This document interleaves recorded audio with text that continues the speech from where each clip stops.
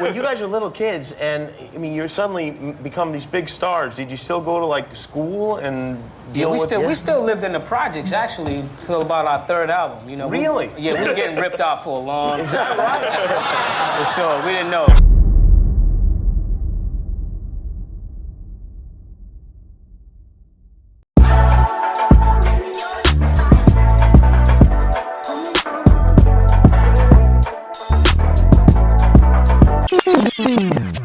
What's up, YouTube?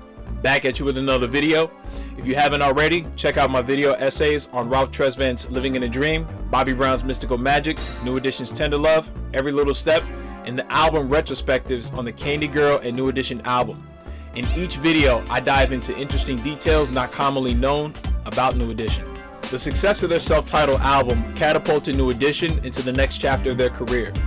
Cool It Now, Mr. Telephone Man, My Secret, Lost in Love, along with the rest of the album, yielded double platinum success.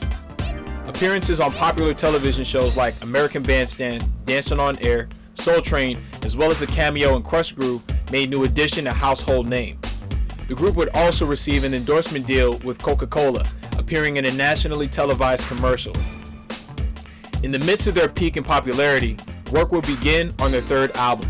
In this video, I'll be discussing the history leading up to, during, and slightly after the All for Love album.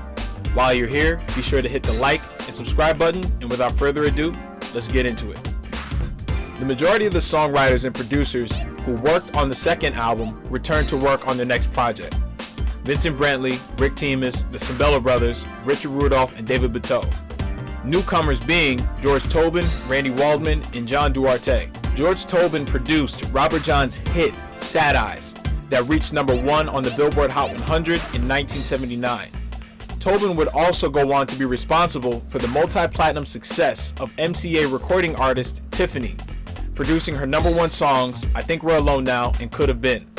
Randy Waldman, primarily known for his arrangement, synthesizer, and engineer work for artists like Barbra Streisand and George Benson, winning a Grammy for Best Instrumental Arrangement accompanying vocals for Streisand's song, Somewhere. Waldman would go on to work with many artists including Michael Jackson, Vanessa Williams, and Ray Charles, to name a few. In hopes to repeat the success of the previous album, Jump and Shoot and MCA would opt again to focus the album primarily around Ralph Tresvant's vocals, despite Vincent Brantley's initial intention of giving Bobby Brown more solo spots on the album, agitating pre-existing tensions within the group and being a major factor in issues moving forward. Enter Count Me Out. Written and produced by Brantley and Rick Teemus, the song is almost identical to Cool It Now, mimicking the lyrical framework and bubblegum sound to a T. Both songs illustrating the singer's deep infatuation for his girlfriend despite warnings from his friends. The distinction between the two is the change in Ralph's voice, no longer singing in the high register listeners had been accustomed to. I'll never forget that my voice changed in the 80s, and it was the scariest moment of my life. Flew out the window. I left it in Florida somewhere where when I got off the plane in Germany, it didn't get on the plane with me.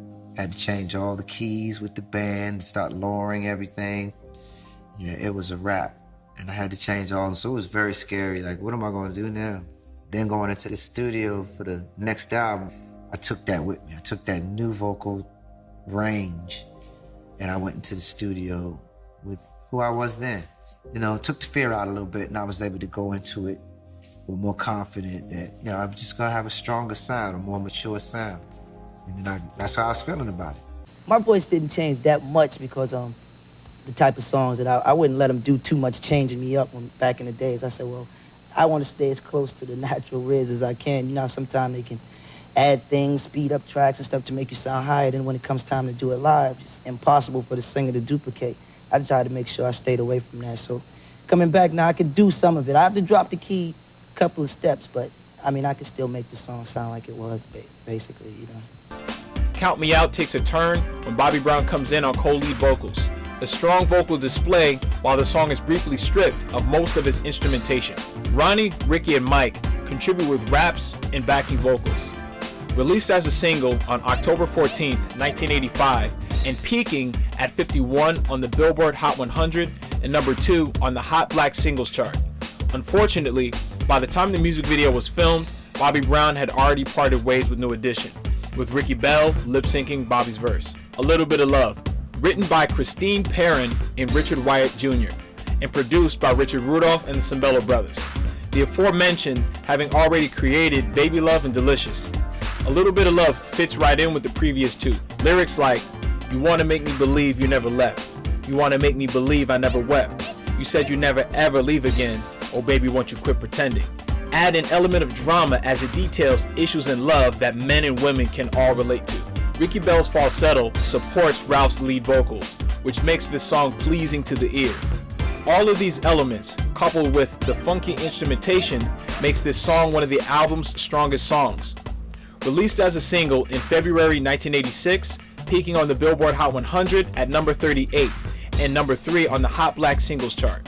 Its performance on both the Pop and Hot Black Singles chart make it the most successful single on the album. New Edition took the song a step further during their live performances with the help of Brooke Payne's choreography.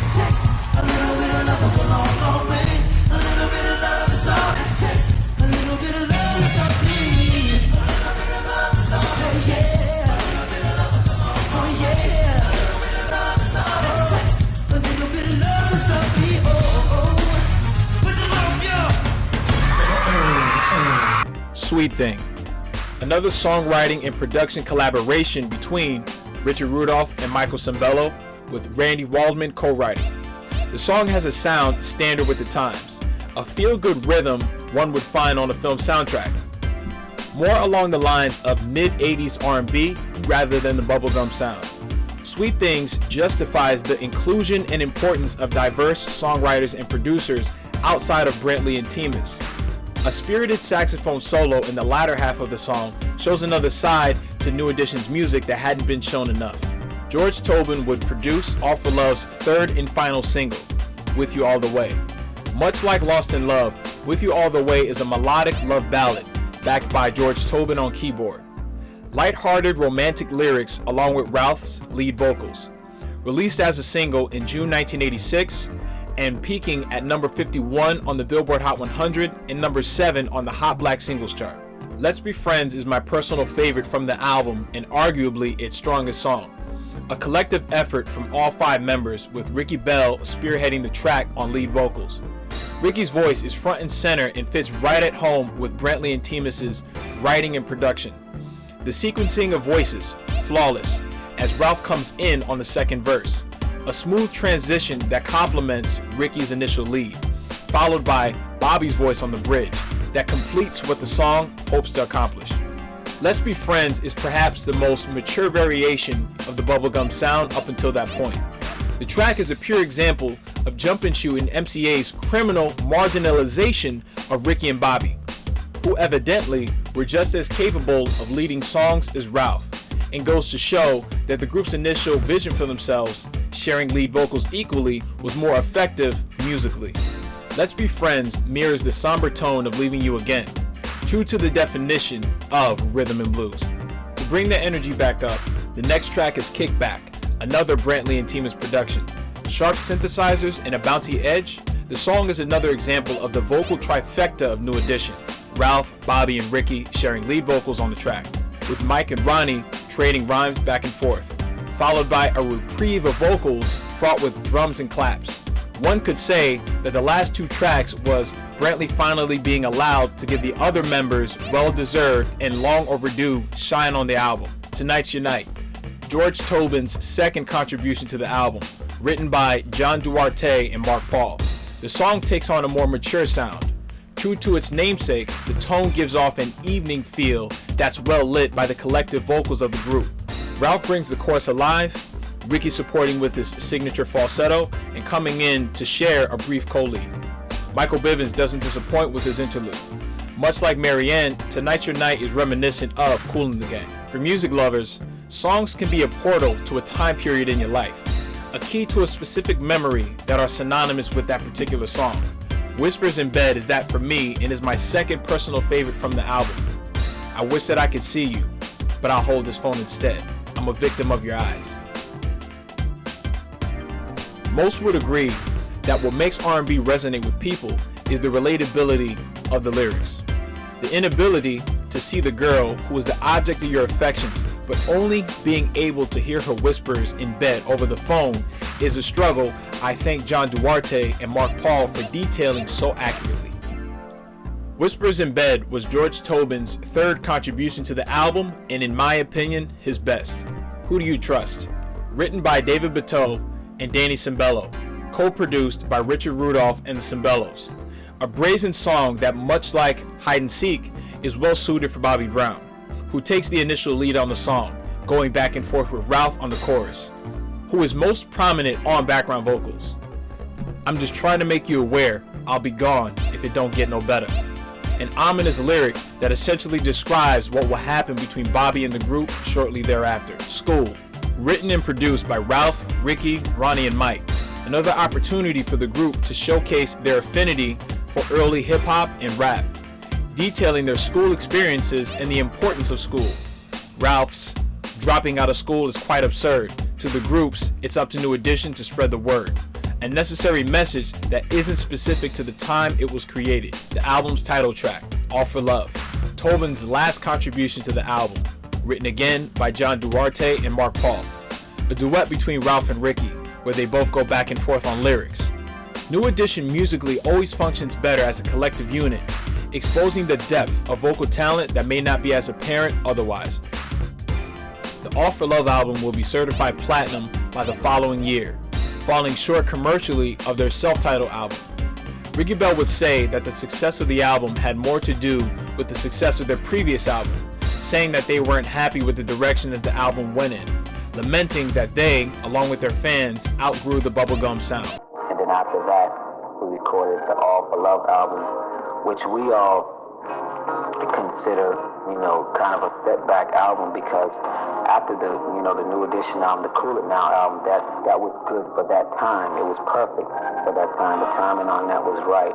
And then for us to come back with a Count Me Out, we were trying to keep that sound, when actually we were older than that, and we were ready to adapt to a little bit more older sound, So we look at that album kind of as a setback because we weren't really that way at that time, but I mean, the album did good and everything. It did good for what it was worth, but I think the success of that album had a lot to do with the New Edition album before that, I think we still have our core audience, our die-hard fans that were with us from the beginning, from the Candy Girl days, but even they are getting older, and the things that they want to hear about, and the grooves that they want to dance to change as the time, as the music changes, by the years, and as time goes on, the songs that they hear on the radio changes, and as they get to like those songs, that's what they want to hear from you, I mean, not that same sound or whatever, but they want your sound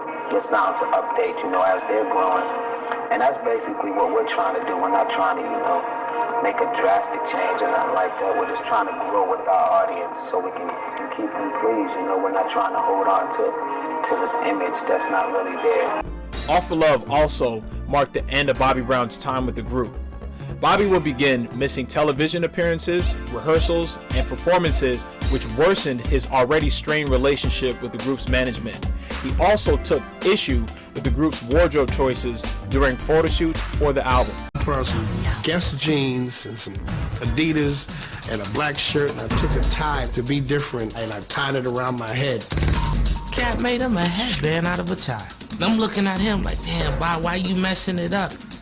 If they wanted to still stick with the popcorn, bubble gum, and all of that, then that was cool for them, but it wasn't cool for me because I wanted better. Feeling artistically marginalized, Bobby Brown started straying from the group's choreography on stage and exhibiting behavior not consistent with the group's image. During a show in Oakland, California, Bobby Brown extended his performance of Mr. Telephone Man for 20 minutes.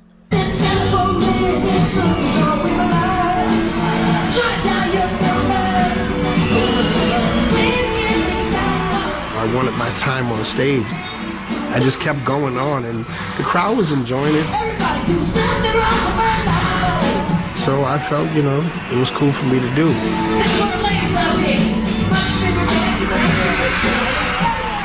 I guess somebody stopped the band from continuing while I was holding a note.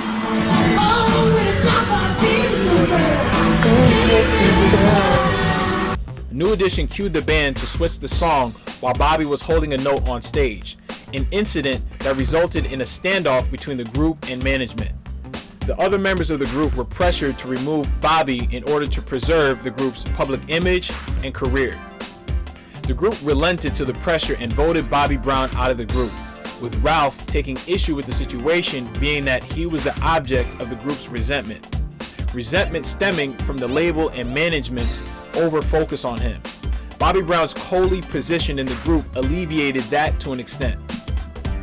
The group's issues were exacerbated by the finding that they were not actually signed to MCA, but to Jump and Shoot via a production deal. We had double platinum with this album. The second album is triple platinum, whatever it is. And there should be more money just besides the tour money. We were trying for a long time just to understand the business, because we started so young. Do you go to school?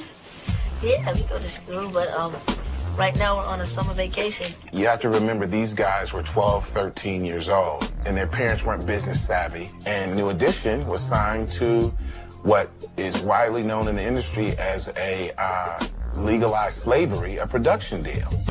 A contractual relationship that entails that the production company will discover, develop, and record the artist. The company then negotiates and enters an agreement with a record label on the artist's behalf. The production company then receives a royalty rate for the record sales from the album. Industry standards say that the royalty rate would be then split with the artist at whatever percentage was agreed upon by the artist and the company. The production company also receives the recording advance directly from the label, not the artist. An advance that covers the cost of studio time and the hiring of songwriters and producers who will work on the album. Whatever amount is left over from the recording expenses would be then split with the artist, meaning the production company sees all monetary funds before the artist does and can essentially stipulate however much the artist can receive because they are in control.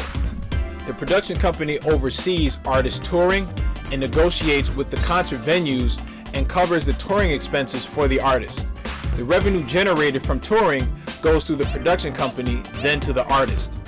Gerald Busby of MCA would shell out $2.5 million to buy New Edition out of their contract with Jump and Shoot Productions, indebting each member to the record label. Henceforth, the next few albums thereafter would be of very little profit to the group.